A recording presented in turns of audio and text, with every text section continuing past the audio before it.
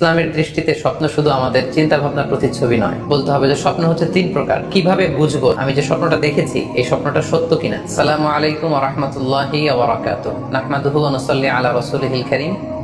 আম্মা বা'দু ফাআউযু বিল্লাহি মিনাশ শাইতানির রাজীম। বিসমিল্লাহির রহমানির রহিম। প্রিয় দিনী ভাই এবং বোনেরা, আজকে আমরা স্বপ্ন নিয়ে কথা বলবো। ইসলামে স্বপ্নের গুরুত্ব এবং তাৎপর্যের ব্যাপারে আমরা প্রায় অনেকের কাছ থেকে শুনে থাকি যে তারা ভয়ঙ্কর কিছু স্বপ্ন দেখে থাকেন, এবং অনেকে স্বপ্ন দেখে এই স্বপ্নের ব্যাখ্যা কি হতে পারে বা তাবির কি হতে পারে সেটি জানবার জন্য অনেক সময় আমাদের শরণাপন্ন হন, বা অনেক মানুষ অনেক ধরনের স্বপ্ন দেখে থাকেন। এ ব্যাপারে আমাদের কাছে ওনারা জানতে চান যে এই স্বপ্নের মানে কি, এটার তাৎপর্য কি, এটা অর্থবহ কিনা, বা তাদের কি করা উচিত। তো সেজন্য আজকে আমরা এই স্বপ্ন নিয়ে the significance of dream in Islam এই ব্যাপারে বিস্তর আলোচনা করবার চেষ্টা করবো। আমা তাওফীকি ইল্লা বিল্লাহ। আজকে বেসিক্যালি স্বপ্নের ব্যাপারে আমরা 10টি পয়েন্টে কথা উপস্থাপন করবার চেষ্টা করব। সেগুলো হচ্ছে, প্রথমে আমরা জানবো স্বপ্নের গুরুত্ব ও তাৎপর্যের ব্যাপারে, তারপর জানবো স্বপ্নের প্রকারভেদ, ভালো স্বপ্ন দেখলে করণীয়, খারাপ স্বপ্ন দেখলে করণীয়, তারপর কোন ধরনের স্বপ্নের ব্যাখ্যা প্রয়োজন এবং কোন স্বপ্নের ব্যাখ্যা প্রয়োজন নেই, সত্য স্বপ্নের আলামত অথবা কিভাবে বুঝবো যে আমার স্বপ্নটা অর্থবহ কিনা, স্বপ্নের ব্যাপারে কিছু ইসলামী দিক নির্দেশনা, স্বপ্নে আল্লাহ রাসূল সাল্লাল্লাহু আলাইহি সাল্লামকে দেখা প্রসঙ্গে, যুগে যুগে স্বপ্ন ব্যাখ্যায় কারা পারদর্শী ছিলেন, এবং সবশেষে কোরআন সুন্নাহর আলোকে বিভিন্ন প্রতীক বা চিহ্নের দিকে খেয়াল রেখে স্বপ্নের ব্যাখ্যা। এই 10টি পয়েন্টে আজকে আমরা স্বপ্ন নিয়ে আলোচনা করার চেষ্টা করবো ইনশাআল্লাহ। আমরা সাধারণত অনেকে মনে করে থাকি যে স্বপ্ন হচ্ছে নিছক একটি স্বপ্ন বা এটা কল্পনা প্রসূত বিষয়। মুমিনের জীবনে বা বিশ্বাসীর জীবনে স্বপ্ন শুধু নিছক স্বপ্ন নয়, বরং এটা মুমিন জীবনে অনেক অর্থবহ এবং তাৎপর্যপূর্ণ। মুমিন জীবনে এটা একটা ভালো স্বপ্ন হতে পারে আল্লাহ তাআলার পক্ষ থেকে কোনো ধরনের সুসংবাদ কিংবা দিক নির্দেশনা, কিংবা হতে পারে বান্দার প্রতি সতর্কবাণী। একচোখা বস্তুবাদীরা বলে থাকে আমরা যখন ঘুমাই তখন মস্তিষ্ক আমাদের স্মৃতিগুলো নিয়ে নাড়াচাড়া করে, আমাদের স্মৃতিগুলোকে পুনর্বিন্যাস করে, আর সেটাই আমাদের কাছে স্বপ্ন হিসেবে ধরা দেয়। অর্থাৎ তারা বলতে চায় যে স্বপ্ন হচ্ছে ঘুমের ঘোরে আমাদের দৈনন্দিন জীবনে ঘটে যাওয়া আমাদের চিন্তা বা ভাবনার প্রতিচ্ছবি। কিন্তু ইসলামের দৃষ্টিতে স্বপ্ন শুধু আমাদের চিন্তা ভাবনার প্রতিচ্ছবি নয়, এটা হতে পারে আল্লাহ তাআলার পক্ষ থেকে সুসংবাদ, হতে পারে গ্ল্যাড টাইডিংস কিংবা সতর্কবাণী। তাই এই স্বপ্নের ব্যাপারে আমাদেরকে খুব ভালো ধারণা রাখা উচিত। শুরুতে আমরা বলবো যে এর গুরুত্ব এবং তাৎপর্য কতটুকু। স্বপ্ন হচ্ছে নবুয়তের সূচনা। নবুয়তের সূচনা হয়েছিল স্বপ্নের মাধ্যমে। আল্লাহ রাসূল সাল্লাল্লাহু আলাইহি ওয়াসাল্লাম যখন নবী হিসেবে অফিশিয়ালি অ্যাসাইন্ড হন, তার আগে তিনি টানা 6 মাস স্বপ্ন দেখেছেন, যেটা সহিহ বুখারীতে এসেছে। আউয়ালু মা বুদিআ বিহি রাসূলুল্লাহ সাল্লাল্লাহু আলাইহি ওয়াসাল্লাম আর-রুইয়া আস-সাদিকা ফিন-নাওম। রাসূল সাল্লাল্লাহু আলাইহি ওয়াসাল্লামের কাছে ওহী বা রেভেলেশনের সূচনা হয়েছিল স্বপ্নের মাধ্যমে। ফাকানা লা ইয়ারা রুইয়া ইল্লা জাআত মিসলা ফালাকিস সুবহি। আর রাতে স্বপ্নে রাসূল সাল্লাল্লাহু আলাইহি ওয়াসাল্লাম যা দেখতেন, দিনের বেলা সেটা প্রভাতের সূর্য কিরণের ন্যায় রাসূল সাল্লাল্লাহু আলাইহি ওয়াসাল্লামের কাছে সুস্পষ্ট হয়ে যেত। অর্থাৎ যা তিনি রাতে দেখতেন স্বপ্নে, দিনের বেলা সেটাই হুবহু ঘটে যেত। তো এই হাদিস থেকে আমরা বুঝতে পারি যে স্বপ্ন হচ্ছে ওহীর সূচনা, অর্থাৎ ওহীর সূচনাটা হয়েছিল স্বপ্নের মধ্য দিয়ে। পাশাপাশি আমরা জানি যে ইব্রাহিম আলাইহিস সালাম উনি স্বপ্নে দেখেছিলেন যে উনি ওনার কলিজার টুকরো সন্তান ইসমাঈল আলাইহিস সালামকে জবাই করছেন, যেটা সূরাতুস সাফফাতের 102 নম্বর আয়াতে আল্লাহ তাআলা আমাদেরকে বলছেন। ইব্রাহিম আলাইহিস সালাম বলেছিলেন, ইয়া বুনাইয়া ইন্নী আরা ফিল মানামি আন্নী আযবাহুক ফানজুর মাযা তারা। অর্থাৎ, হে আমার সন্তান ইসমাইল, আমি স্বপ্নে দেখেছি যে আমি তোমাকে জবাই করছি, এখন তোমার অভিমত কি, তোমার অপিনিয়ন কি? সাইয়েদনা ইসমাঈল আলাইহিস সালাম বলেছিলেন, ইফআল মা তুমার সাতাজিদুনি ইনশাআল্লাহু মিনাস সাবিরিন। মানে বাবা, আপনি স্বপ্নে যা দেখেছেন আপনি সেটাই করেন, আপনি আমাকে ধৈর্যশীলদের অন্তর্ভুক্ত পাবেন। ছেলের এই মন্তব্য শুনে সাইয়েদনা ইব্রাহিম আলাইহিস সালাম একটা ধারালো ছুরি নিয়ে সাইয়েদনা ইসমাঈল আলাইহিস সালামকে শুইয়ে দিয়ে জবাই করতে শুরু করলেন। তো এই ঘটনা থেকে বোঝা যায় নবীদের স্বপ্ন এটা সাধারণ কোনো স্বপ্ন নয়, এটা ওহীর অন্তর্ভুক্ত। নবীদের স্বপ্ন যদি নিছক স্বপ্নই হতো, তাহলে একটা স্বপ্নের উপর ভিত্তি করে সাইয়েদনা ইব্রাহিম আলাইহিস সালাম ওনার সন্তানকে জবাই করার জন্য উদ্যত হতেন না। তার মানে বোঝা গেল নবীদের স্বপ্ন হচ্ছে এটা মিন ওয়াহিল্লাহ, এটা আল্লাহ তাআলার পক্ষ থেকে নবীদের প্রতি ওয়াহি। পাশাপাশি আল্লাহ রাসূল সাল্লাল্লাহু আলাইহি ওয়াসাল্লাম যখন মক্কার কাফিরদের দ্বারা অত্যাচারিত হয়ে মদিনায় হিজরত করেছিলেন, মদিনায় যাওয়ার প্রায় 6 বছর পরে 6ষ্ঠ হিজরিতে তিনি স্বপ্ন দেখলেন যে তিনি আবার মক্কায় ফিরে গিয়েছেন। সেখানে তিনি মসজিদুল হারামে প্রবেশ করেছেন এবং বাইতুল্লাহ শরীফ তিনি তাওয়াফ করছেন। তো এই স্বপ্ন দেখার পরে আল্লাহ রাসূল সাল্লাল্লাহু আলাইহি ওয়াসাল্লাম সাহাবাদেরকে নিয়ে উমরা করার জন্য মক্কায় রওনা হলেন। এটাই প্রমাণ করে যে স্বপ্ন যদি নবীদের জন্য নিছক স্বপ্ন হতো, তাহলে এই ঝুঁকি, এই রিস্ক আল্লাহ রাসূল সাল্লাল্লাহু আলাইহি ওয়াসাল্লাম নিতেন না। কিন্তু এই ঝুঁকি নিয়েও তিনি উমরা করতে গিয়েছিলেন, যদিও সে বছর তিনি উমরা করতে পারেননি, ওনাকে ফিরে আসতে হয়েছিল। তৎপরবর্তী বছর অর্থাৎ 7ম হিজরিতে তিনি এই উমরাটি সম্পাদন করেছিলেন। তো এই আয়াত এবং রাসূল সাল্লাল্লাহু আলাইহি ওয়াসাল্লামের এই ঘটনাকে কেন্দ্র করে বোঝা যায় স্বপ্ন শুধু নবীদের জন্য স্বপ্ন নয়, এটা ওহীর অন্তর্ভুক্ত। সূরাতুল ফাতহে আল্লাহ তাআলা ইরশাদ করছেন, লাকাদ সাদাকাল্লাহু রাসূলাহুর রুইয়া বিল হক লা তাদখুলুন্নাল মাসজিদাল হারামা ইনশাআল্লাহ। অর্থাৎ আল্লাহ তাআলা আপনার স্বপ্নকে হে নবী অবশ্যই সত্যায়ন করবেন এবং অচিরে ইনশাআল্লাহ আপনি মসজিদুল হারামে উমরা করার জন্য প্রবেশ করবেন। তাহলে প্রথমে আমরা জানলাম যে নবীদের কাছে ওহীর সূচনা, বিশেষ করে রাসূল সাল্লাল্লাহু আলাইহি ওয়াসাল্লামের কাছে ওহীর সূচনা হয়েছিল স্বপ্নের মধ্যে দিয়ে। এরপর আমরা জানলাম নবীদের স্বপ্ন নিছক স্বপ্ন নয়, এটা ওহীর অন্তর্ভুক্ত। এই পর্যায়ে আমরা জানবো যে বিশ্বাসীদের জন্য, যারা মুমিন, তাদের জন্য স্বপ্নের গুরুত্ব কতটুকু। সেক্ষেত্রে আমরা সহিহ বুখারীর একটা হাদিস উল্লেখ করতে পারি, যেখানে আল্লাহ রাসূল সাল্লাল্লাহু আলাইহি ওয়াসাল্লাম বলেছেন, লাম ইয়াবকা মিনান নুবুওয়াতি ইল্লাল মুবাশশিরাত। অর্থাৎ নবুয়ত আর পৃথিবীতে নেই, নবী হওয়ার সুযোগ আর পৃথিবীতে নেই, নবুয়ত বন্ধ হয়ে গিয়েছে। কিন্তু আল্লাহ তাআলার পক্ষ থেকে মুবাশশিরাত কিন্তু বন্ধ হয়নি, মুবাশশিরাত আসবে। সাহাবা জিজ্ঞেস করলেন, ওমাল মুবাশশিরাত, হে আল্লাহর রাসূল মুবাশশিরাত কি? আল্লাহ রাসূল সাল্লাল্লাহু আলাইহি ওয়াসাল্লাম বললেন, আর রুইয়া আস-সালিহা। মুবাশশিরাত হচ্ছে সত্য স্বপ্ন। বিশ্বাসীরা যখন রাত্রিবেলা সত্য স্বপ্ন দেখবে, বিশ্বাসীদের জন্য সত্য স্বপ্ন বা সুন্দর স্বপ্ন নিছক স্বপ্ন নয়, এটা আল্লাহ তাআলার পক্ষ থেকে গ্ল্যাড টাইডিংস, সুসংবাদ হতে পারে অথবা সতর্ক করা হতে পারে। এমনকি আল্লাহ রাসূল সাল্লাল্লাহু আলাইহি সাল্লাম বলেছেন যে ভালো স্বপ্ন হচ্ছে নবুয়তির 46 ভাগের 1 ভাগ। সহিহ বুখারীতে এসেছে, আল্লাহর হাবিব সাল্লাল্লাহু আলাইহি ওয়াসাল্লাম ইরশাদ করেন, আর রুইয়া আস-সালিহা জুজউন মিন 46 জুজআন মিনান নুবুওয়া। অর্থাৎ ভালো স্বপ্ন বা সত্য স্বপ্ন নবুয়তির 46 ভাগের 1 ভাগ। Could you imagine that? কি করে একজন বিশ্বাসী স্বপ্ন নবুয়তির 46 ভাগের 1 ভাগ হতে পারে? তার মানে মুমিনের স্বপ্ন, একজন বিশ্বাসীর স্বপ্নকে আল্লাহ তাআলা অনেক বেশি গুরুত্ব দিয়েছেন। এটা শুধু স্বপ্ন নয়, এটা হতে পারে আল্লাহ তাআলার পক্ষ থেকে একটা গাইডেন্স, হতে পারে কোনো গ্ল্যাড টাইডিংস, সুসংবাদ, হতে পারে কোনো সতর্কতা বাণী। এজন্য এই স্বপ্নকে, বিশ্বাসীদের স্বপ্নকে আল্লাহ রাসূল সাল্লাল্লাহু আলাইহি ওয়াসাল্লাম নবুয়তির 46 ভাগের 1 ভাগ বলে উল্লেখ করেছেন। কেন তিনি বিশ্বাসীদের স্বপ্নকে নবুয়তির 46 ভাগের 1 ভাগ বলে উল্লেখ করলেন? এর কারণ হচ্ছে, আমরা জানি যে আল্লাহ রাসূল সাল্লাল্লাহু আলাইহি সাল্লাম তিনি নবী হয়েছিলেন কত বছর বয়সে? জি, 40 বছর বয়সে। এবং তিনি পৃথিবী থেকে ইন্তেকাল করেছিলেন 63 বছর বয়সে। অর্থাৎ ওনার নবুয়তির পুরো ডিউরেশনটা ছিল 23 বছর। তাহলে নবুয়তির সময়সীমা ডিউরেশন ছিল 23 বছর।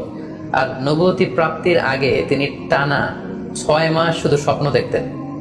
তাহলে এই 6 মাসকে যদি আমরা 23 বছর দিয়ে 23 বছরের উপর ভাগ করি, তাহলে এটা 46 ভাগের 1 ভাগ হয়। এবং সে কারণে আল্লাহ রাসূল সাল্লাল্লাহু আলাইহি সাল্লাম সত্য স্বপ্নকে নবুয়তির 46 ভাগের 1 ভাগ বলে ঘোষণা করেছেন। এই পর্যায়ে আমরা জানবো স্বপ্নের প্রকার ভেদের ব্যাপারে। খুব সোজা সাপটা যদি বলতে হয়, তাহলে বলতে হবে যে স্বপ্ন হচ্ছে 3 প্রকার। একটা হচ্ছে আল্লাহ তাআলার পক্ষ থেকে, যেটা আল্লাহ দেখান। আরেকটি হচ্ছে শয়তানের পক্ষ থেকে, যেটি শয়তান মানুষকে দেখায়। আরেকটি হচ্ছে নিজের পক্ষ থেকে, অর্থাৎ সারাদিন আপনি যেটা নিয়ে কনসার্ন, সারাদিন আপনি আপনার চিন্তা ভাবনার মধ্যে যে জিনিসটাকে স্থান দেন, সেটাই আপনি রাত্রিবেলা দেখেন। অর্থাৎ দিনের বেলা হয়তো কেউ খেলাধুলা নিয়ে খুব ব্যস্ত, সে খুব ফুটবল পছন্দ করে, সারাদিন ফুটবল খেলে। দেখা যাবে যে রাতের বেলা সে স্বপ্নে দেখছে যে সে ফুটবল খেলছে, অথবা স্টেডিয়ামে যে সে ফুটবল খেলা দেখছে। দিনের বেলা হয়তো সে বাজারে যে ব্যবসা বাণিজ্য করে, রাতেও হয়তো দেখা যাচ্ছে সে যে জিনিসপত্র কিনছে, দরদাম করছে। এটা তার পক্ষ থেকে। তাহলে বেসিকলি স্বপ্ন হচ্ছে 3 ধরনের, একটা আল্লাহর পক্ষ থেকে, একটা শয়তানের পক্ষ থেকে, আরেকটা হচ্ছে নিজের পক্ষ থেকে, যেটা আমরা সহিহ মুসলিমের একটি বর্ণনা থেকে জানতে পারি, যেখানে আল্লাহ রাসূল সাল্লাল্লাহু আলাইহি ওয়াসাল্লাম ইরশাদ করছেন, আর রুইয়া সালাসা, স্বপ্ন হচ্ছে 3 ধরনের। ফারুইয়া as-সালিহা বুশরা মিনাল্লাহ, যেটা ভালো স্বপ্ন সেটা হয় আল্লাহর পক্ষ থেকে। ওয়া রুইয়া তাহজিনুন মিনাশ শাইতান, আরেকটা স্বপ্ন থাকে যেটা শয়তানের পক্ষ থেকে, সেটা ভয় দেখানো হয়। ভয়ঙ্কর যদি কোনো দুঃস্বপ্ন দেখে থাকেন তাহলে এটা আল্লাহর পক্ষ থেকে নয়, এই স্বপ্নটা শয়তানের পক্ষ থেকে। আরেকটি হচ্ছে রুইয়া মিম্মা ইউহাদ্দিসুল মারউ নাফসাহু, আরেকটি স্বপ্ন ব্যক্তি সে নিজের সাথে নিজে স্বপ্নে হয়তো কথা বলে বা এমন কিছু দেখে যেটা সুসংবাদও নয়, যেটা ভয়ঙ্করও কিছু নয়, বরং সারাদিন সে যে বিষয়টি নিয়ে চিন্তা ভাবনা করতো রাতে সেটার একটা প্রতিচ্ছবি, সেটাই সে দেখতে পাচ্ছে। এটা হচ্ছে নিজের পক্ষ থেকে স্বপ্ন। তাহলে খুব সহজে আমরা এইভাবে বলতে পারি যে স্বপ্ন 3 প্রকার, একটা হচ্ছে রাহমানি, আর একটা হচ্ছে শাইতানি, আর একটা হচ্ছে নাফসানি। আই রিপিট, আমি আবার বলছি, স্বপ্নের প্রথম প্রকার হচ্ছে রাহমানি, দ্বিতীয় প্রকার হচ্ছে শাইতানি, তৃতীয় প্রকার হচ্ছে নাফসানি। যেটা রহমানি সেটা রহমানের পক্ষ থেকে আল্লাহ দেখান, আর যেটা শয়তানি সেটা শয়তানের পক্ষ থেকে, শয়তান ভীতিকর পরিবেশ তৈরি করার জন্য বা ভয় দেখানোর জন্য যেটা দেখায়। আরেকটা হচ্ছে নাফসানি, যেটাকে বলা হয় আদগাস ও আহলাম, যেটার কোনো মিনিং হয় না, অর্থাৎ নিজের পক্ষ থেকে নিজের চিন্তা ভাবনার প্রতিচ্ছবি।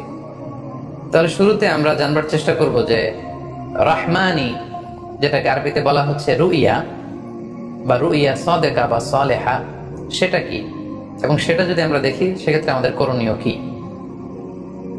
এক্ষেত্রে আমরা সহিহ বুখারীর একটি হাদিসকে উল্লেখ করতে পারি, যেখানে আল্লাহ রাসূল সাল্লাল্লাহু আলাইহি ওয়াসাল্লাম ইরশাদ করেছেন, ইযা রাআ আহাদুকুম রুইয়া ইউহিব্বুহা, তোমাদের কেউ যদি কোনো স্বপ্ন দেখে যে স্বপ্নটা সে পছন্দ করে, মানে স্বপ্নটা দেখে he feels good or she feels good, তার ভালো লাগছে, তাহলে বুঝতে হবে ফা ইন্নামা হিয়া মিনাল্লাহ, এই স্বপ্নটা আল্লাহর পক্ষ থেকে, এটা সাধারণ স্বপ্ন নয়, এটা খুবই অর্থবহ স্বপ্ন। তখন সে কি করবে? ফালিয়াহমাদিল্লাহ আলাইহা, সে তখন এই সুন্দর স্বপ্ন দেখার কারণে আল্লাহ শুকরিয়া করবে। ওয়াল ইউহাদ্দিস বিহা, এবং চাইলে সে এই স্বপ্নের কথা মানুষের কাছে বর্ণনা করতে পারে বা শেয়ার করতে পারে। তাহলে সহিহ বুখারীর এই হাদিসের ভাষ্য অনুযায়ী আমরা যেটা বুঝলাম, আমরা যদি ভালো কোনো স্বপ্ন দেখি তাহলে 3টি কাজ করা যেতে পারে। প্রথমত আল্লাহর প্রশংসা করা, যেহেতু আমি ভালো একটি স্বপ্ন দেখেছি, আল্লাহ শুকরিয়া বা প্রশংসা আমরা করতে পারি। দ্বিতীয়ত চাইলে সুসংবাদ হিসেবে এই স্বপ্নটা আমি কারোর সাথে শেয়ার করতে পারি। আর 3 নাম্বার হচ্ছে এমন ব্যক্তিকে আমি শেয়ার করব যে আমাকে ভালোবাসে বা যে আমার শুভাকাঙ্ক্ষী, তা না হলে আমি হিংসার শিকার হতে পারি। কারণ আন-নি'মাতু মাহসুদা, যে কোনো ধরনের নেয়ামতই, আপনি যদি আল্লাহর কোনো বিশেষ মার্সি, ব্লেসিংস বা নেয়ামত পেয়ে ধন্য হন, এটা সবার ভালো নাও লাগতে পারে, এটা সবার অন্তরে সহ্য নাও হতে পারে, ফলে আপনি হিংসার শিকার হতে পারেন। সো ভালো স্বপ্ন দেখলে আপনি চাইলে কারোর কাছে শেয়ার করতে পারেন, সেক্ষেত্রে সে যদি আপনার শুভাকাঙ্ক্ষী হয় বা আপনাকে পছন্দ করে, আপনাকে ভালোবাসে, এরকম কাছের কারোর সাথে আপনি শেয়ার করতে পারেন। আমরা সবাই নিঃসন্দেহে এরকম ভালো ভালো স্বপ্ন দেখতে চাই, আমরা কেউই ভয়ঙ্কর কোনো স্বপ্ন দেখতে চাই না। আমরা নিঃসন্দেহে এমন স্বপ্ন দেখতে চাই রাতের বেলায় যে স্বপ্নে আল্লাহ তাআলার পক্ষ থেকে আমাদের জন্য দিক নির্দেশনা থাকবে, অথবা কোনো সুসংবাদ থাকবে, কিংবা থাকবে আগাম কোনো সতর্কতা বাণী। এ জাতীয় ভালো স্বপ্ন যদি আমরা দেখতে চাই তাহলে আমাদের কি করা উচিত? সেক্ষেত্রে সর্বপ্রথম আমাদের যেটা করতে হবে, আমাদেরকে সত্যবাদী হতে হবে। সাধারণত সত্যবাদীদের স্বপ্ন সত্য হয়ে থাকে। যেখানেই সত্য সেখানেই যেন আমার অবস্থান হয়, আমি যেন সবসময় সত্যের পক্ষে থাকি। 2 নম্বর হচ্ছে আকলুল হালাল, আমাকে হালাল খেতে হবে। যারা হালাল খায় তাদের স্বপ্ন সাধারণত সত্য হয় এবং অর্থবহ স্বপ্ন হয়। পাশাপাশি আল্লাহ তাআলার দেয়া যে আদেশ নিষেধ সেগুলো আমাকে মেনে চলতে হবে। 4 নম্বরে রাত্রিবেলা আমি যখন ঘুমাবো আমাকে ওযু করে ঘুমাতে হবে। ওয়ায়ানামু আলা তাহারা, পবিত্রতার সাথে যদি কেউ ঘুমায় তাহলে ওযু করে ঘুমালে রাতে সে যে স্বপ্ন দেখবে সাধারণত সে স্বপ্নটি সত্য হয়। যদি সম্ভব হয় কেবলামুখী হয়ে শোয়া, কেবলামুখী হয়ে আমরা শুতে পারি।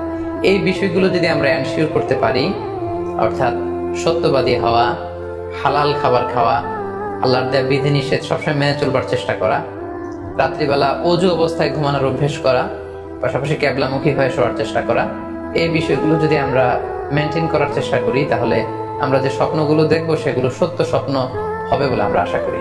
প্রিয় সুধী, এবারে আমরা জানবো স্বপ্নের দ্বিতীয় প্রকারের ব্যাপারে, অর্থাৎ যেটাকে আরবিতে বলা হচ্ছে হলম, বা আমরা বলেছি শয়তানি, যেটা শয়তানের পক্ষ থেকে আসে। সেক্ষেত্রে শয়তান এটা সাধারণত মানুষকে ভয় দেখানোর জন্য, ঘুমের মধ্যে তার কোনো অকল্যাণ করার জন্য যে স্বপ্নটা দেখায়, এটা হচ্ছে শয়তানি। সেক্ষেত্রে সহিহ মুসলিমের একটি হাদিসের কথা আমরা এখানে উল্লেখ করতে পারি।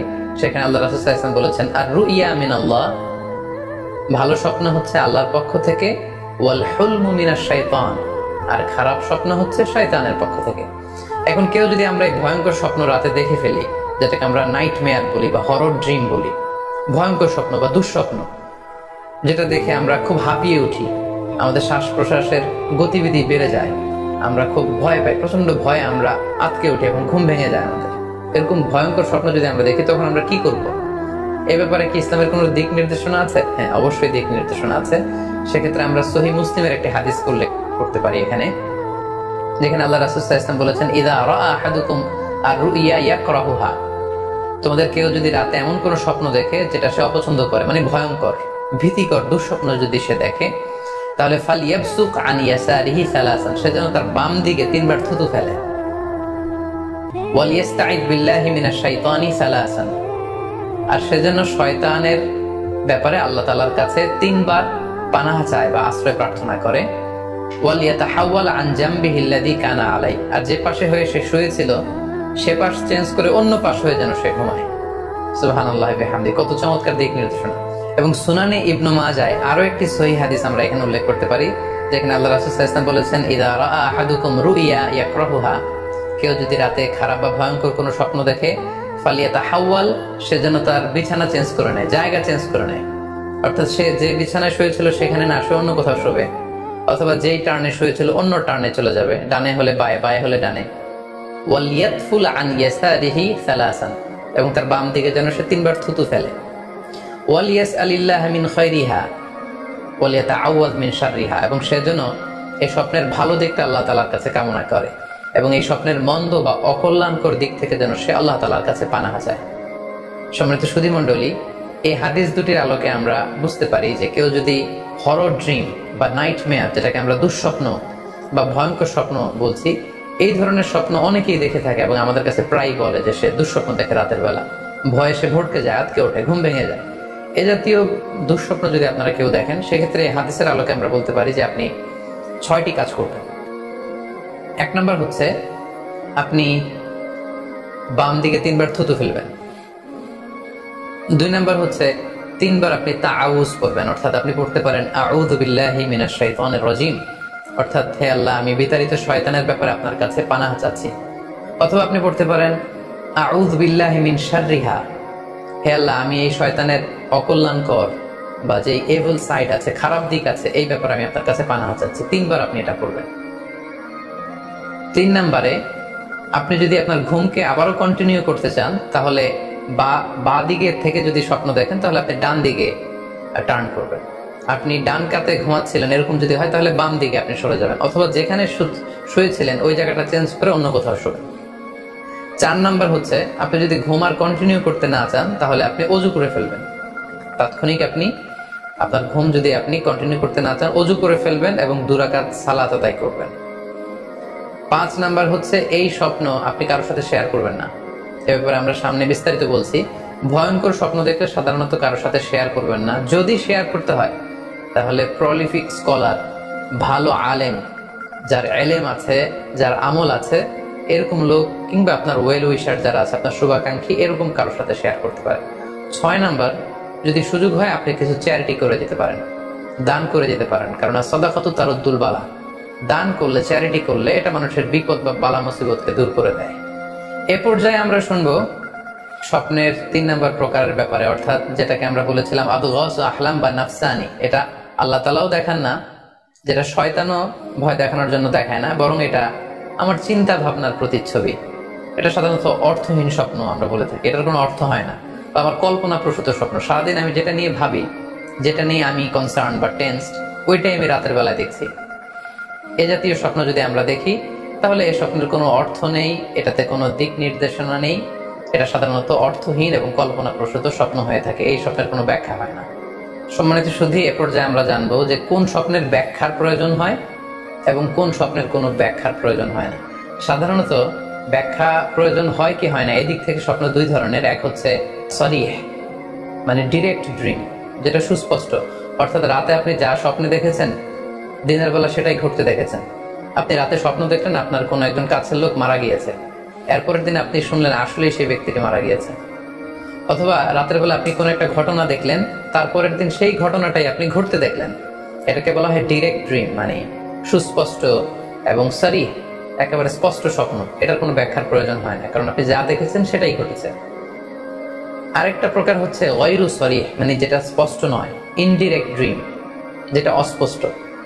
এটা হচ্ছে সিম্বলিক বা আইকনিক ড্রিম। আপনি এমন অস্পষ্ট আইকনিক বা এমন কিছু সিম্বল দেখেছেন রাতে ঘুমের ঘরে স্বপ্নে, যেটা থেকে সুস্পষ্ট আসলে কিছু বোঝা যায় না, বরং এখানে একটা সিম্বল আছে, এখানে একটা প্রতীক আছে বা আইকন আছে। এই জাতীয় যে স্বপ্নগুলো আছে সাধারণত এগুলোর ব্যাখ্যার প্রয়োজন হয়, যেহেতু আপনি বুঝতে পারছেন না যে এটা দিয়ে আসলে কি বোঝানো হচ্ছে।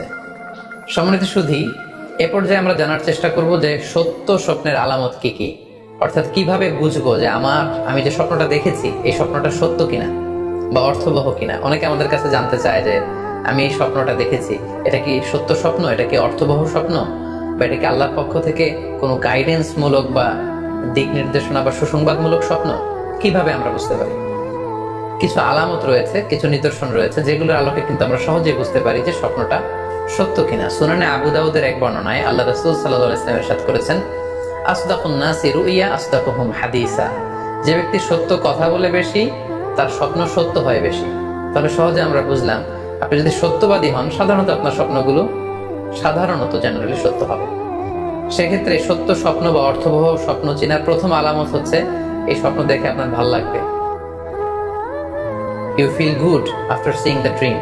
আপনি স্বপ্ন দেখার পরে আপনার খুব স্বস্তি লাগবে, আপনার ভালো লাগবে, আপনার কাছে স্বপ্নটা পছন্দ হবে, খুব ভালো লাগবে স্বপ্নটা। যদি এরকম ফিলিং হয় আপনার, তাহলে আপনি বুঝবেন এই স্বপ্নটা সত্য ছিল এবং অর্থবহ ছিল।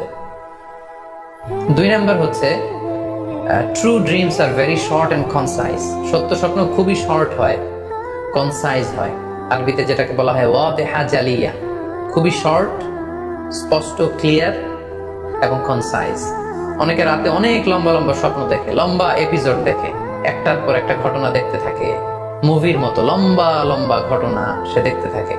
এই জাতীয় লম্বা লম্বা ঘটনা যদি আপনি দেখে থাকেন রাতে, বা এপিসোড আকারে একটার পর একটা ঘটনা যেটার সাথে কোনো মিল নেই, এই জাতীয় স্বপ্নের সাধারণত কোনো অর্থ হয় না, এগুলো অর্থবহ স্বপ্ন নয়। অর্থবহ স্বপ্ন চিনার 3 নাম্বার আলামত বা সাইন হচ্ছে রিপিটেশন। অর্থাৎ একই স্বপ্ন যদি আপনি বারবার দেখেন তাহলে বুঝতে হবে এটা অর্থবহ স্বপ্ন, এবং এটার মাধ্যমে আল্লাহ তাআলা আপনাকে কোনো দিক নির্দেশনা বা গাইডেন্স দিতে চাচ্ছেন। আপনাকে বোঝার চেষ্টা করতে হবে যে আসলে আল্লাহ তাআলা আপনাকে কি বোঝাতে চাচ্ছেন। তাহলে 3 নাম্বার হচ্ছে রিপিটেশন। বারবার যদি কোনো স্বপ্ন দেখেন, এই স্বপ্নটা সত্য হবে এবং অর্থবহ হবে। এটা নট নেসেসারি যে আপনি একাই বারবার দেখেন। একজন মানুষ একটা স্বপ্ন বারবার দেখলে যেমনি অর্থবহ, পাশাপাশি একই স্বপ্ন যদি অনেকে দেখে তাহলে সেই স্বপ্নটাও অর্থবহ। অর্থাৎ আপনি একটা স্বপ্ন প্রায় দিন দেখেন, তাহলে বোঝা যাচ্ছে এটা অর্থবহ স্বপ্ন। অথবা একটা স্বপ্ন অনেক লোক একসাথে দেখেছে, তারপরের দিন একে অপরের সাথে শেয়ার করে বোঝা গেল যে সবাই একই স্বপ্ন দেখেছে, তাহলে বোঝা যাবে এটা সাধারণ স্বপ্ন নয়, এটা অর্থবহ স্বপ্ন, মিনিংফুল স্বপ্ন। যেমন এক্ষেত্রে আমরা লাইলাতুল কদরের একটা হাদিসের কথা উল্লেখ করতে পারি। সহিহ বুখারীতে এসেছে, রমাদান মাসে সাহাবারা স্বপ্ন দেখলেন, অনেক সাহাবা একসাথে স্বপ্ন দেখলেন যে আমাদেরকে বলা হচ্ছে রমাদানের শেষ দশকের শেষ 7 দিনের যে কোনো একদিন কদর হয়ে যেতে পারে। ওনারা সবাই এসে সাহাবা রিদওয়ানুল্লাহি তাআলা আলাইহিম আজমাইন আল্লাহ রাসূল সাল্লাল্লাহু আলাইহি ওয়াসাল্লামের কাছে বললেন, ইয়া রাসূলুল্লাহ, আমি স্বপ্নে দেখেছি যে বলা হচ্ছে কদরের জন্য রমজানের শেষ 7 দিনকে তালাশ করতে। আরেকজন এসে একই কথা বললো যে ইয়া রাসূলুল্লাহ, আমি দেখেছি রমজানের শেষ 7 দিনে কদর হতে পারে। তো এরকম অনেক সাহাবা যখন আল্লাহ রাসূল সাল্লাল্লাহু আলাইহি ওয়াসাল্লামের কাছে সেই ঘটনা বলল, তখন আল্লাহ রাসূল সাল্লাল্লাহু আলাইহি ওয়াসাল্লাম বললেন, আরা রুইয়াকুম ক্বাদ তাওয়াতাআত ফিস সাবঈল আওয়াখির, যে আমি দেখতে পেলাম যে তোমাদের স্বপ্নটা রমজানের শেষ 7 দিনের ব্যাপারে ঐকমত্য হয়েছে। একই ধরনের স্বপ্ন তোমরা সবাই দেখেছো, তাই তোমরা রমজানের শেষ দশকের শেষের 7 দিনে কদর তালাশ করো। রমজানের শেষ দশকের শেষ 7 দিনে কদর হয়ে যাওয়ার সম্ভাবনা বেশি। সেই বুখারীর এই হাদিসের আলোকে কিন্তু আমরা বুঝতে পারলাম যে একটি স্বপ্ন, একই ধরনের ঘটনা যদি অনেকে দেখে তাহলে এটা অর্থবহ। পাশাপাশি এক্ষেত্রে আমরা আজানের হাদিসটি উল্লেখ করতে পারি। আমরা এখন নামাজের আগে যে আজান দেয়া হয়, শুরুর দিকে কিন্তু সাহাবাদের আজানের পদ্ধতি জানা ছিল না। তখন সাহাবারা আল্লাহ রাসূল সাল্লাল্লাহু আলাইহি ওয়াসাল্লামের সাথে কনসাল্ট করছিলেন যে কিভাবে আজান দেয়া যায়। অর্থাৎ কিভাবে ঘোষণা দেয়া যায় সালাতের জন্য। একজন সাহাবা বলল, আমরা আগুন জ্বালিয়ে দিব, আগুনের ধোঁয়া দেখে মদিনার সবাই বুঝবে যে এখন সালাতের সময়, তো সবাই চলে আসবে। আরেকজন বলল, না, প্রতিদিন আগুন জ্বালানো এটা নিরাপদ না, বরং আমরা খ্রিস্টানদের মতো বেল বাজিয়ে দিব। একজন বেল রিঙ্গার রাখবো, যে ঘন্টা বাজালে ঘন্টার আওয়াজ শুনে খ্রিস্টানদের মতো চার্চে যেমনি লোকজন আসে, বাকিরা সবাই নামাজ পড়তে চলে আসবে। তো এক একজনের এক এক পরামর্শ শুনে আল্লাহ রাসূল সাল্লাল্লাহু আলাইহি ওয়াসাল্লাম কোনো সিদ্ধান্তে আসতে পারলেন না। তারপরের দিন একজন সাহাবা চমৎকার একটি স্বপ্ন দেখলেন। তিনি স্বপ্নে দেখলেন, ওনার নাম হচ্ছে আব্দুল্লাহ ইবনে যায়েদ ইবনে আব্দ রাব্বি। উনি স্বপ্নে দেখলেন যে একজন লোক, খুব সম্ভবত ফেরেশতা হবেন, তার গায়ে দুইটা সবুজ রঙের জামা এবং তার হাতে বেল, ঘন্টা। তখন তিনি ওনাকে জিজ্ঞেস করলেন, আপনি কি ঘন্টা বিক্রি করেন? তখন স্বপ্নে সেই লোকটি বলল, ঘন্টা দিয়ে তুমি কি করবে? তো সাহাবী বললেন যে ঘন্টা দিয়ে আমরা নামাজের জন্য আহ্বান করব। তো স্বপ্নে সেই সবুজ কাপড় পরিহিত লোক বলল যে ঘন্টার চাইতেও যদি চমৎকার একটা আইডিয়া তোমার সাথে শেয়ার করি, সেটা কি তুমি শুনবে? সাহাবী বললেন, হ্যাঁ শুনবো। তখন তিনি বললেন, ঘন্টা না বাজিয়ে তোমরা উঁচু একটা জায়গায় দাঁড়িয়ে আল্লাহু আকবার, আল্লাহু আকবার, আল্লাহু আকবার, আল্লাহু আকবার, আশহাদু আল্লা ইলাহা ইল্লাল্লাহ, আশহাদু আন্না মুহাম্মাদুর রাসূলুল্লাহ, এই বাক্যগুলো তোমরা বলবে। এই বাক্যগুলোর মধ্যে দিয়ে আল্লাহর বরত্বের ঘোষণা হবে, রাসূল সাল্লাল্লাহু আলাইহি ওয়াসাল্লামের রিসালাতের ঘোষণা হবে, মানুষকে চমৎকার বাক্যে নামাজের দিকে ডাকাও হবে, ফলে লোকজন নামাজেও চলে আসবে। এই চমৎকার কথা শুনে সাহাবা তো অবাক হয়ে গেলেন, ওনার ঘুম ভেঙে গেল। উনি সকালবেলা আল্লাহ রাসূল সাল্লাল্লাহু আলাইহি ওয়াসাল্লামের কাছে এসে পুরো ঘটনা শোনালেন, যে একজন লোককে আমি দেখলাম হাতে ঘন্টা, আমি বললাম ঘন্টা কিনবো সালাতের আহ্বানের জন্য, তিনি আমাকে এই কয়েকটা বাক্য শিখিয়ে বললেন, ঘন্টা না বাজিয়ে এই বাক্যগুলো দিয়ে আহ্বান করলে কেমন হয়। আল্লাহ রাসূল সাল্লাল্লাহু আলাইহি ওয়াসাল্লাম এই স্বপ্নের কথা শুনে তিনি অভিভূত হলেন। তিনি বললেন, তুমি ঠিকই দেখেছ, তুমি সঠিক স্বপ্ন দেখেছ। যেহেতু বেলালের কণ্ঠ খুব দরাজ, বেলালকে ডাকো, আমাদের ঘন্টাও বাজানোর দরকার নেই, আগুন জ্বালানোর দরকার নেই, বেলালকে বাক্যগুলো মুখস্থ করিয়ে দাও। বেলাল মসজিদে নববীর পাশে দাঁড়িয়ে আওয়াজ করে এই আজান দিবে, এই ঘোষণা দিবে। এই আজান শুরু হলো। বেলাল রাদিয়াল্লাহু তাআলা আনহু একটা উঁচু জায়গায় দাঁড়িয়ে আল্লাহু আকবার, আল্লাহু আকবার বলে তিনি আজান দিতে শুরু করলেন। এই বাক্যগুলো শুনে সাইয়েদনা ওমর ফারুক দৌড়াতে দৌড়াতে আল্লাহ রাসূল সাল্লাল্লাহু আলাইহি ওয়াসাল্লামের কাছে আসলেন। এসে বললেন, ইয়া রাসূলুল্লাহ, বেলাল এই বাক্যগুলো কোত্থেকে শিখেছে?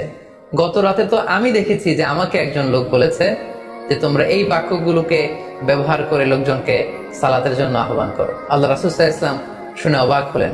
অর্থাৎ ওই সাহাবী ঠিক যেমন স্বপ্ন দেখেছেন, ইসলামের দ্বিতীয় খলিফা সাইয়েদনা ওমর ফারুক রাদিয়াল্লাহু তাআলা আনহু উনিও একই স্বপ্ন দেখেছেন।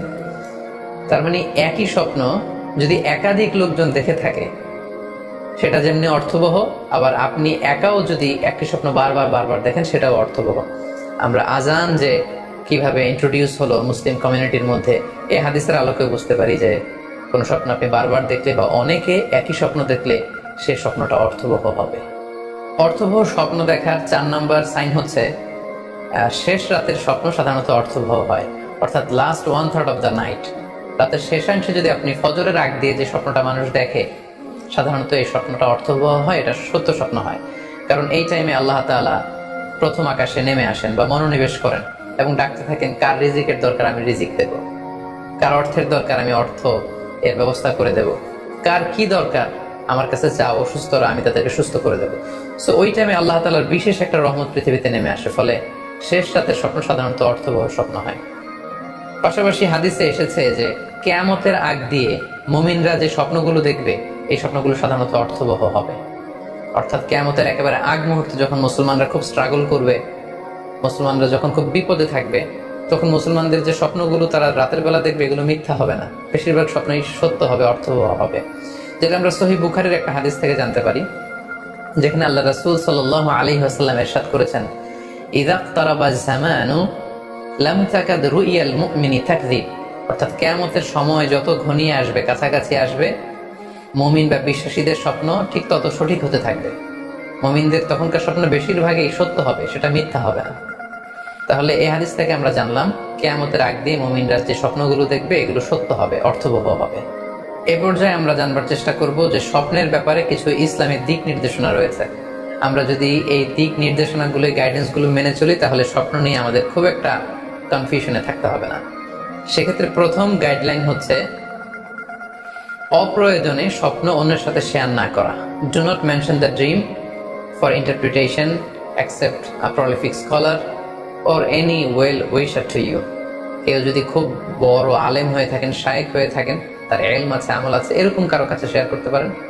অথবা আপনার শুভাকাঙ্ক্ষী আপনাকে ভালো অ্যাডভাইস করতে পারে, আপনাকে পছন্দ করে, এরকম লোক ছাড়া কারোর কাছে স্বপ্ন শেয়ার করা যাবে না। সুনানে তিরমিজিতে স্বপ্ন অন্যের সাথে শেয়ার না করার ব্যাপারে একটা হাদিস এসছে, যেখানে আল্লাহ রাসূল সাল্লাল্লাহু আলাইহি সাল্লাম বলেছেন, লা ইয়াকুসুহা ইল্লা আলা ওয়াদ্দিন, অর্থাৎ যে তোমাকে পছন্দ করে এমন কারো কাছে ছাড়া স্বপ্ন শেয়ার করবে না।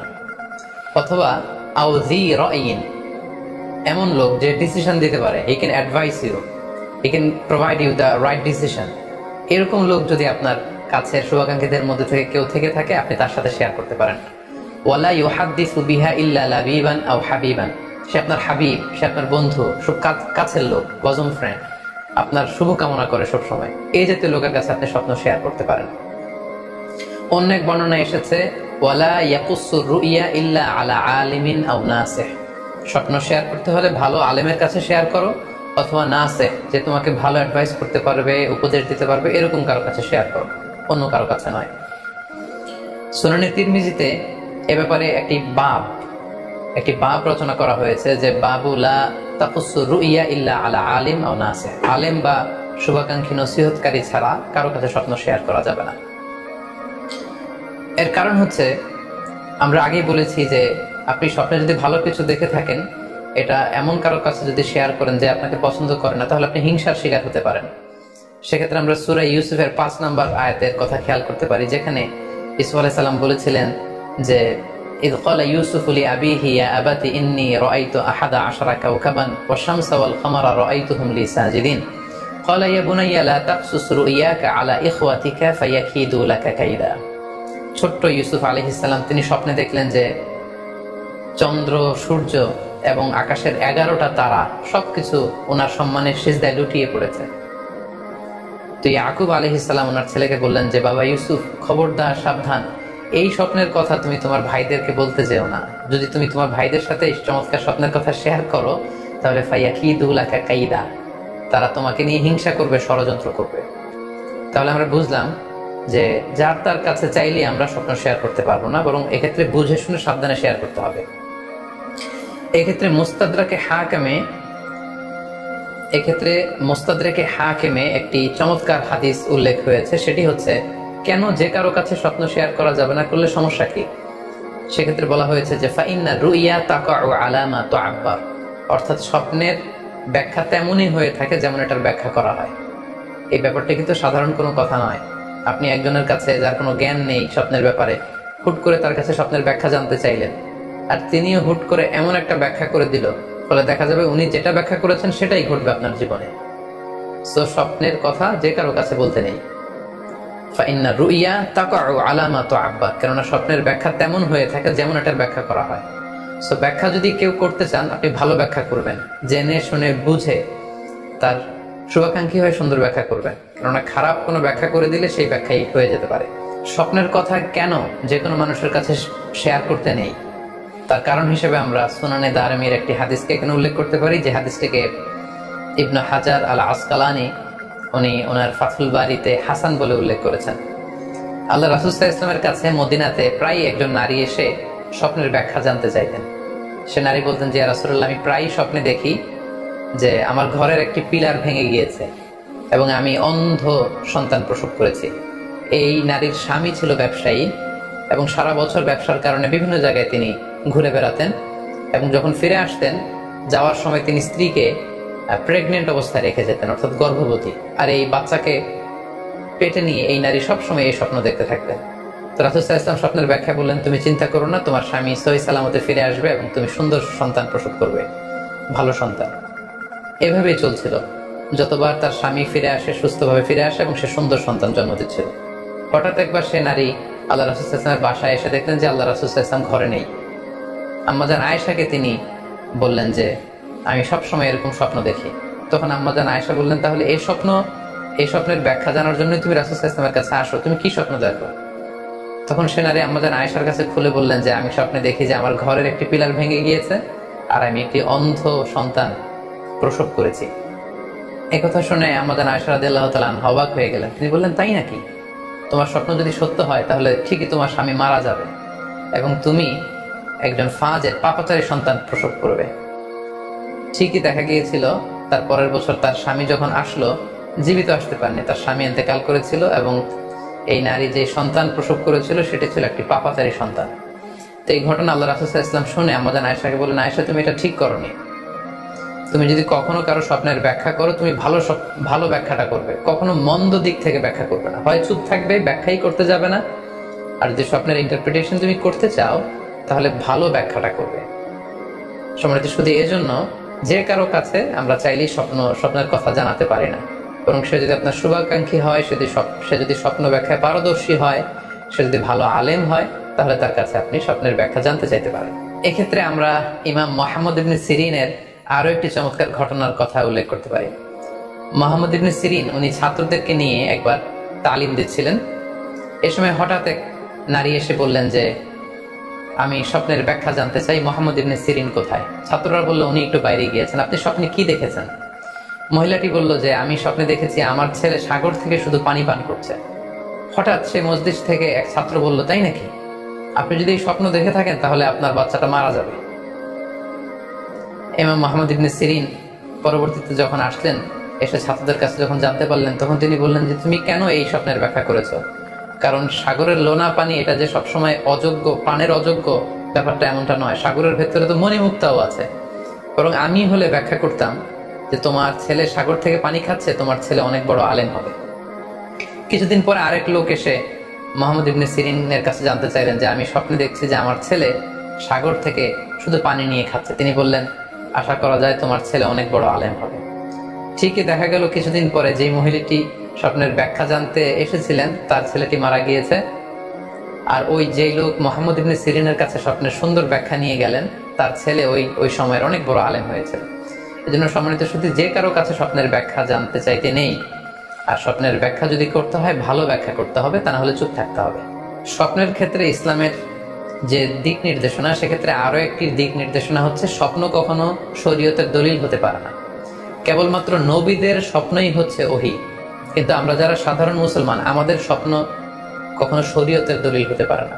এটা আপনার জন্য কোনো একটা বিশেষ ধরনের অনুধাবন হতে পারে, আপনার বিশেষ ফিলিংস হতে পারে, আপনার একার জন্য কোনো ধরনের গাইডেন্স হতে পারে আল্লাহর পক্ষ থেকে, কিন্তু এটাকে শরীয়তের দলিল বলে চালিয়ে দেওয়া যাবে না। আমরা প্রায় শুনি অমুক পীর সাহেব একটা স্বপ্ন দেখেছেন এবং তার মুরিদেরা এই স্বপ্নের আলোকে বিভিন্ন কাজ করতে শুরু করেছেন, এটাকে শরীয়তের অংশ মনে করে। খুব রিসেন্টলি করোনা ভাইরাস আউটব্রেকের টাইমে মামুন মারুফ নামে এক ছেলের স্বপ্নের কথা আমরা শুনেছিলাম যে ইটালিতে সে স্বপ্ন দেখেছে করোনা ভাইরাসের সাথে কথা বলেছে। আসলে এই জাতীয় স্বপ্ন কখনো শরীয়তের কোনো সোর্স বা এভিডেন্স হতে পারে না। খুব রিসেন্টলি বুয়েট থেকে পাশ করা মুশতাক মাহমুদ আরমান নামে একজন লোকের কথা আমরা শুনেছি যে তিনি দাবি করেছেন তিনি ইমাম মাহাদি, এবং তিনি দাবি করেছেন যে স্বপ্নে তাকে আল্লাহ তাআলা ইমাম মাহাদি বলে পরিচয় করিয়ে দিয়েছে, ফলে লোকজন এসে তার হাতে বায়াত হচ্ছে। অথবা অনেকে দাবি করে থাকেন যে স্বপ্নে তিনি ফকিরি পেয়েছেন, স্বপ্নে এটা হয়েছে সেটা হয়েছে। এরকম কোন ধরনের স্বপ্নই কিন্তু শরীয়তের অংশ, শরীয়তের দলিল বা এভিডেন্স হতে পারে না। এ পর্যায়ে আমরা জানবার চেষ্টা করব যে স্বপ্নে রাসূলুল্লাহ সাল্লাল্লাহু আলাইহি ওয়াসাল্লামকে দেখা প্রসঙ্গে অনেকে স্বপ্নে আল্লাহ রাসূল সাল্লাল্লাহু আলাইহি ওয়াসাল্লামকে দেখেন, এবং আসলে রাসূল সাল্লাল্লাহু আলাইহি ওয়াসাল্লামকে স্বপ্নে দেখেন কিনা এ ব্যাপারে তাদের মধ্যে অনেক প্রশ্ন থেকে থাকে। এক্ষেত্রে আমরা সহিহ বুখারীর একটি চমৎকার হাদিস উল্লেখ করতে পারি, যেখানে আল্লাহ রাসূল সাল্লাল্লাহু আলাইহি ওয়াসাল্লাম ইরশাদ করেছেন, মান রাআনি ফিল মানামি ফাকাদ রাআনি, যে আমাকে স্বপ্নে দেখলো, আল্লাহ রাসূল সাল্লাল্লাহু আলাইহি ওয়াসাল্লাম নিজে বলছেন যে আমাকে স্বপ্নে দেখলো সে আসলে আমাকেই দেখলো। কারণ ফাইন্না শাইতানা লা ইয়াতামাসসালু ফি সূরাতি, শয়তান কখনো আমার আকৃতি, আমার শেপ ধারণ করতে পারে না। অর্থাৎ আপনি যদি রাসূল সাল্লাল্লাহু আলাইহি ওয়াসাল্লামকে স্বপ্নে দেখেন তাহলে আপনি রাসূল সাল্লাল্লাহু আলাইহি ওয়াসাল্লামকেই দেখেছেন, আপনি শয়তানকে দেখেননি। কারণ শয়তান কখনো রাসূল সাল্লাল্লাহু আলাইহি ওয়াসাল্লামের আকৃতি ধারণ করতে পারে না। তাহলে এই হাদিসের আলোকে আমরা বুঝলাম শয়তান কখনো আল্লাহ রাসূল সাল্লাল্লাহু আলাইহি ওয়াসাল্লামের আকৃতি বা শেপ ধারণ করতে পারে না। যখন প্রশ্ন হচ্ছে আসলে আপনি রাসূল সাল্লাল্লাহু আলাইহি ওয়াসাল্লামকে দেখেছেন নাকি অন্য কাউকে দেখেছেন? শয়তান হয়তো রাসূল সাল্লাল্লাহু আলাইহি ওয়াসাল্লামের আকৃতি ধারণ করলো না, একজন সুশ্রী বয়োবৃদ্ধ সুন্দর আকৃতির মানুষের চেহারা ধারণ করে শয়তান এসে বলল যে আমি আল্লাহ রাসূল। তখন আপনি কিভাবে বুঝবেন যে আপনি রাসূল সাল্লাল্লাহু আলাইহি ওয়াসাল্লামকে দেখেছেন নাকি শয়তানের ধারণ করা অন্য কোনো মানুষের আকৃতিতে কাউকে আপনি দেখেছেন? সেক্ষেত্রে বোঝার মাধ্যম হচ্ছে আল্লাহ রাসূল সাল্লাল্লাহু আলাইহি ওয়াসাল্লামের দাড়ি কেমন ছিল, চেহারা কেমন ছিল, চুল কেমন ছিল, দৈহিক গঠন কেমন ছিল, আকৃতি কেমন ছিল, এগুলো কিন্তু আমরা হাদিস থেকে পাই, কিংবা শামাইলে তিরমিজিতে রাসূল সাল্লাল্লাহু আলাইহি ওয়াসাল্লামের বডি স্ট্রাকচার, ওনার চেহারা, ওনার অবয়বের ব্যাপারে বর্ণনা পাই। আপনি স্বপ্নে যাকে দেখেছেন তার চেহারা, আকৃতি এবং বর্ণনা যদি রাসূল সাল্লাল্লাহু আলাইহি ওয়াসাল্লামের দৈহিক বর্ণনার সাথে মিলে যায়, তাহলে বোঝা যাবে যে আপনি আসলেই আল্লাহ রাসূল সাল্লাল্লাহু আলাইহি ওয়াসাল্লামকে দেখেছেন। কিন্তু আপনি স্বপ্নে দেখা মানুষটি তার চেহারার সাথে যদি রাসূল সাল্লাল্লাহু আলাইহি ওয়াসাল্লামের চেহারার যে বর্ণনা সেটির সাথে যদি কোনো মিল না থাকে, যদি তার চেহারা রাসূল সাল্লাল্লাহু আলাইহি ওয়াসাল্লামের চেহারার মতো না হয়, শামাইলে তিরমিজিতে যে বর্ণনা আছে সেরকম যদি না হয়, তাহলে বোঝা যাবে আপনি রাসূল সাল্লাল্লাহু আলাইহি ওয়াসাল্লামকে দেখেননি, বরং অন্য কাউকে দেখেছেন। এক্ষেত্রে আমরা মুহাম্মদ ইবনে সিরিনের ঘটনা উল্লেখ করতে পারি। ওনার কাছে কেউ এসে যদি বলতো যে আমি স্বপ্নে আল্লাহ রাসূল সাল্লাল্লাহু আলাইহি ওয়াসাল্লামকে দেখেছি, তখন মুহাম্মদ ইবনে সিরিন জিজ্ঞেস করতেন, তুমি কি দেখেছো বলো তো? তুমি যাকে দেখেছো তার দাড়ি কেমন, তার চেহারা কেমন, তার চোখ নাক কেমন, তার গড়ন কেমন? তখন ওই ব্যক্তি যখন বর্ণনা দিত, আর সেই বর্ণনা যখন আল্লাহ রাসূল সাল্লাল্লাহু আলাইহি ওয়াসাল্লামের আকৃতির সাথে মিলে যেত, তখন মুহাম্মদ ইবনে সিরিন বলতেন, তুমি ঠিকই স্বপ্নে আল্লাহ রাসূল সাল্লাল্লাহু আলাইহি ওয়াসাল্লামকে দেখেছো।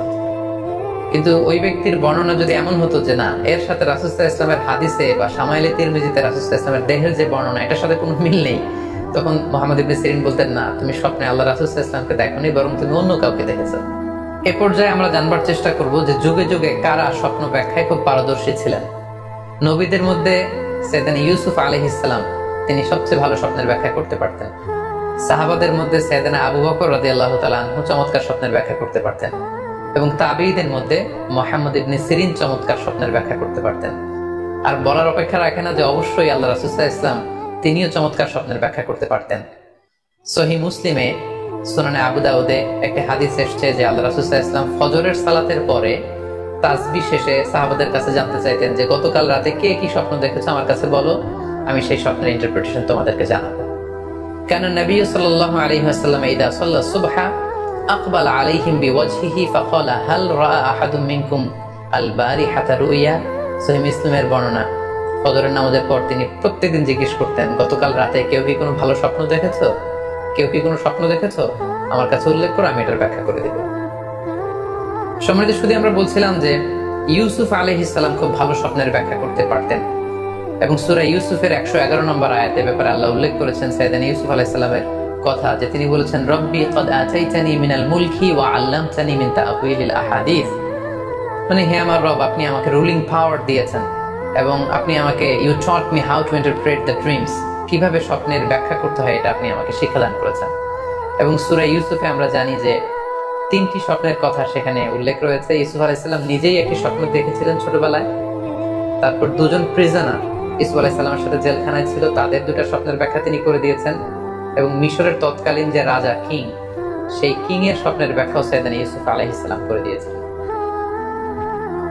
সাহাবীদের মধ্যে সাইয়েদনা আবু বকর রাদিয়াল্লাহু তাআলা আনহু চমৎকার স্বপ্নের ব্যাখ্যা করতে পারতেন, এবং আল্লাহ রাসূল সাল্লাল্লাহু আলাইহি ওয়াসাল্লাম মাঝে মাঝে ইচ্ছা করে আবু বকর রাদিয়াল্লাহু তাআলা আনহুর কাছে স্বপ্নের ব্যাখ্যা জানতে চাইতেন, এবং আবু বকর রাদিয়াল্লাহু তাআলা আনহু নিজেও মাঝে মাঝে ইচ্ছা করে রাসূল সাল্লাল্লাহু আলাইহি ওয়াসাল্লামের কাছে বলতেন যে, ইয়া রাসূলুল্লাহ, এই স্বপ্নের ব্যাখ্যাটা আমি করি। আল্লাহ রাসূল সাল্লাল্লাহু আলাইহি ওয়াসাল্লাম তখন আবু বকর রাদিয়াল্লাহু তাআলা আনহুকে স্বপ্নের ব্যাখ্যা করার অনুমতি প্রদান করতেন। এক্ষেত্রে আমরা আল খাসাইসুল কুবরা, জালালউদ্দিন সুয়ুতির লেখা, সেখানকার একটি বর্ণনার কথা উল্লেখ করতে পারি, যেখানে আল্লাহ রাসূল সাল্লাল্লাহু আলাইহি সাল্লাম আবু বকর রাদিয়াল্লাহু তাআলা আনহুর কাছে একটি স্বপ্নের উল্লেখ করলেন। বললেন, আবু বকর, আমি গত রাতে স্বপ্নে দেখেছি যে তুমি আর আমি দুজন মিলে দৌড় প্রতিযোগিতা করছি, এবং দেখলাম যে আমি তোমার 2.5 গজ সামনে, তুমি আমার 2.5 গজ পেছনে, অর্থাৎ আমি এই দৌড় প্রতিযোগিতায় বিজয় লাভ করেছি এবং তুমি আমার 2.5 হাত পেছনে। এর ব্যাখ্যা কি হতে পারে? তখন সাইয়েদনা আবু বকর রাদিয়াল্লাহু তাআলা আনহু বললেন, ইয়া রাসূলুল্লাহ, আমার মনে হচ্ছে যে আপনি আমার আগে পৃথিবী থেকে বিদায় নেবেন এবং আপনার ইন্তেকালের 2.5 বছর পরে আমি পৃথিবী থেকে বিদায় নেব, অর্থাৎ আপনি আমার 2.5 বছর আগে পৃথিবী ছাড়বেন আর আমি আপনার 2.5 বছর পরে পৃথিবী ছাড়ব। এবং আমরা যদি বাস্তবতা এবং ইতিহাস খেয়াল করি, তাহলে আমরা সেটাই দেখবো যে আল্লাহ রাসূল সাল্লাল্লাহু আলাইহি সাল্লামের ইন্তেকালের 2.5 বছর পরে সাইয়েদনা আবু বকর রাদিয়াল্লাহু তাআলা আনহু তিনি ইন্তেকাল করেছিলেন। সাইয়েদনা আবু বকর রাদিয়াল্লাহু তাআলা আনহুর স্বপ্ন ব্যাখ্যার পারদর্শিতা নিয়ে আমরা এক্ষেত্রে মুস্তাদরিকে হাকিমের একটি হাদিস উল্লেখ করতে চাই, যেখানে এই হাদিসটি মুস্তাদরিকে হাকিমেও এসেছে, সুনানে আবু দাউদেও এসেছে, এবং হাদিসটি সহিহ। আম্মা জান আয়েশা রাদিয়াল্লাহু তাআলা আনহা উনি একটি স্বপ্ন দেখলেন যে আকাশ থেকে 3টি চাঁদ ওনার ঘরে খসে পড়েছে, এবং এই স্বপ্ন দেখে তিনি ওনার পিতা আবু বকর রাদিয়াল্লাহু তাআলা আনহুকে জিজ্ঞেস করলেন যে আমি স্বপ্নে দেখেছি যে আকাশের 3টি চাঁদ এসে আমার ঘরে পড়েছে, এর ব্যাখ্যা কি হতে পারে? তখন আবু বকর রাদিয়াল্লাহু তাআলা আনহু ওনার কন্যা আম্মা জান আয়েশা রাদিয়াল্লাহু তাআলা আনহাকে বললেন যে এই স্বপ্নের ব্যাখ্যা হচ্ছে এই পৃথিবীর 3 জন মানুষের কবর তোমার ঘরে অবস্থিত হবে। সুবহানাল্লাহি ওয়া বিহামদিহি। এবং আমরা জানি যে আল্লাহ রাসূল সাল্লাল্লাহু আলাইহি ওয়াসাল্লাম যখন ইন্তেকাল করলেন তখন আল্লাহ রাসূল সাল্লাল্লাহু আলাইহি ওয়াসাল্লামকে কবর দেওয়া হয়েছিল আম্মা জান আয়েশা রাদিয়াল্লাহু তাআলা আনহার ঘরে। এবং তখন আবু বকর রাদিয়াল্লাহু তাআলা আনহু বলেছিলেন যে আয়েশা, তোমার কি মনে আছে তুমি যে একটা স্বপ্নের ব্যাখ্যা আমার কাছে জানতে চেয়েছিলে যে 3টি আকাশের চাঁদ তোমার ঘরে খসে পড়েছে, এই দেখো আল্লাহ রাসূল সাল্লাল্লাহু আলাইহি ওয়াসাল্লামের কবর তোমার ঘরে হয়েছে, তুমি জেনে রেখো যে 3টা চাঁদের শ্রেষ্ঠ চাঁদ হচ্ছে এটি। এবং আমরা এও জানি যে আবু বকর রাদিয়াল্লাহু তাআলা আনহু ইন্তেকালের পরে আম্মা জান আয়েশার ঘরেই কবর হয়েছে এবং ওমরে ফারুকের কবরও আম্মা জান আয়েশা রাদিয়াল্লাহু তাআলা আনহুর ঘরেই অবস্থিত। তাহলে এই হাদিসগুলোর আলোকে আমরা বুঝতে পারি যে সাহাবাদের মধ্যে আবু বকর রাদিয়াল্লাহু তাআলা আনহু ছিলেন স্বপ্ন ব্যাখ্যায় সবচেয়ে পারদর্শী। তাবেঈদের মধ্যে স্বপ্ন ব্যাখ্যায় সবচেয়ে পারদর্শী ছিলেন মুহাম্মদ ইবনে সিরিন। আমরা ওনার নাম প্রায় শুনে থাকি। তিনি স্বপ্ন ব্যাখ্যার ক্ষেত্রে খুব এক্সপার্ট ছিলেন। তিনি ওসমান রাদিয়াল্লাহু তাআলা আনহু যখন ইসলামের খলিফা তখন বসরা নগরীতে মুহাম্মদ ইবনে সিরিন জন্মগ্রহণ করেন এবং অনেক সাহাবা থেকে তিনি অনেক হাদিস বর্ণনা করেছেন।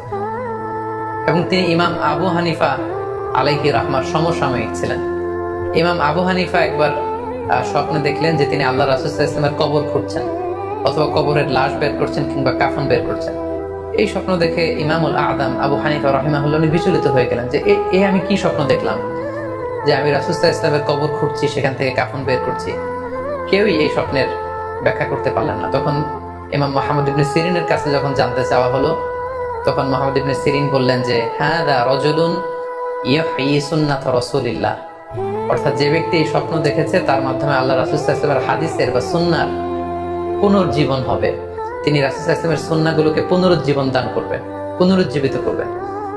এবং বাস্তবে আমরা এটাই দেখেছি যে ইমাম আবু হানিফার চিন্তা, ওনার থট, ওনার মাযহাব গোটা বিশ্বে সমৃদ্ধি লাভ করেছে, মানুষ এটাকে গ্রহণ করেছে। ওনার বুদ্ধিবৃত্তিক যে চিন্তা, ওনার ফিকহি ইস্তেমবাদগুলো গোটা বিশ্বে আল্লাহ রাসূল সাল্লাল্লাহু আলাইহি ওয়াসাল্লামের হাদিসগুলোকে আরো প্রাণবন্তভাবে মুসলিম উম্মাহর কাছে রিপ্রেজেন্ট করেছে। আমরা আপাত দৃষ্টিতে মনে হচ্ছিল যে এটা একটা খারাপ স্বপ্ন, যে ইমাম আবু হানিফা তিনি রাসূল সাল্লাল্লাহু আলাইহি ওয়াসাল্লামের কবর খুঁড়ছেন, লাশ বের করছেন বা কাফন বের করছেন। কিন্তু মুহাম্মদ ইবনে সিরিন চমৎকার ব্যাখ্যা করেছেন যে হাদা রাজুলুন ইউহয়ি সুন্নাত রাসূলিল্লাহ, এই লোক তো এমন লোক হবে যে রাসূল সাল্লাল্লাহু আলাইহি ওয়াসাল্লামের সুন্নাহকে পুনরুজ্জীবন দান করবে। এই পর্যায়ে আমরা জানবার চেষ্টা করব যে কোরআন সুন্নাহর আলোকে বিভিন্ন সিম্বল বা প্রতীক বা চিহ্নের দিকে খেয়াল রেখে স্বপ্নের ব্যাখ্যা করা। আমরা বলেছিলাম যে কিছু কিছু স্বপ্ন আছে খুব সফিস্টিকেটেড, সিম্বলিক বা আইকনিক, যেখানে কোনো ইঙ্গিত দেয়া হচ্ছে, ইঙ্গিত বহ, এবং যেটার ইন্টারপ্রিটেশন না করলে এটা দিয়ে আসলে কি বোঝানো হচ্ছে এটা বোঝা যায় না। সেক্ষেত্রে কোরআন সুন্নাহর আলোকে, স্কলারদের অভিজ্ঞতার আলোকে কিছু আইকন বা সিম্বল, এগুলোর মিনিং কি হতে পারে সে ব্যাপারে আমরা জানবার চেষ্টা করব। এক্ষেত্রে আমরা বলবো যে কেউ যদি স্বপ্নে রশি দেখে, স্বপ্নে যদি সে রশি দেখে তাহলে এটা গুড সাইন। এটা কেমন যেন আল্লাহর সাথে একটা প্রতিশ্রুতির সাথে সম্পৃক্ত, কারণ আল্লাহ তাআলা কোরআনে ইরশাদ করেছেন ওয়া'তাসিমু বিহাবলিল্লাহি জামিআ। আরবিতে রশি আরবি হচ্ছে হাবল, মানে ওয়া'তাসিমু বিহাবলিল্লাহি জামিআ, তোমরা আল্লাহর রজ্জু বা রশিকে আঁকড়ে ধরো। তাহলে রশি দেখা মানে এখানে আমরা আল্লাহর ওয়াদাগুলো যেন পূরণ করি, আল্লাহর আনুগত্য যেন আমরা প্রপারলি করতে পারি, এটা ইঙ্গিত করছে। এরপর স্বপ্নে যদি আমরা কাক দেখি, এটা সাধারণত একটা নেগেটিভ সাইন বহন করে, কারণ কাককে আল্লাহ রাসূল সাল্লাল্লাহু আলাইহি ওয়াসাল্লাম ফাসিক বা ফুয়াইসিক বলেছেন। তো আমরা যদি স্বপ্নে কাক দেখি এটাকে আমরা পজিটিভ কোনো সাইন মনে না করে নেগেটিভ সাইন মনে করতে পারি। তৃতীয়ত, আমরা যদি স্বপ্নে লম্বা কাপড় দেখি এটা গুড সাইন। কারো গায়ে যদি লম্বা জামা থাকে তাহলে এটা গুড সাইন, আর খাটো জামা থাকলে সাধারণত এটা নেগেটিভ সাইন। এক্ষেত্রে আমরা সহিহ বুখারীর একটি হাদিস উল্লেখ করতে পারি। আল্লাহর হাবিব সাল্লাল্লাহু আলাইহি ওয়াসাল্লাম বলেছেন যে আমার সামনে অনেক মানুষকে পেশ করা হলো, তাদের কারো জামা নাভি পর্যন্ত, কারো জামা হাঁটু পর্যন্ত, কারো জামা পা পর্যন্ত। আর সেক্ষেত্রে ওমরে ফারুককে দেখলাম যে এত লম্বা জামা পরে সে হেঁটে যাচ্ছে, সে তার জামা টেনে টেনে নিয়ে যাচ্ছে। তো সাহাবারা বললেন মা আউয়ালতাহু ইয়া রাসূলুল্লাহ, হে আল্লাহর রাসূল আপনার এই স্বপ্ন থেকে আপনি কি বোঝাতে চাইলেন?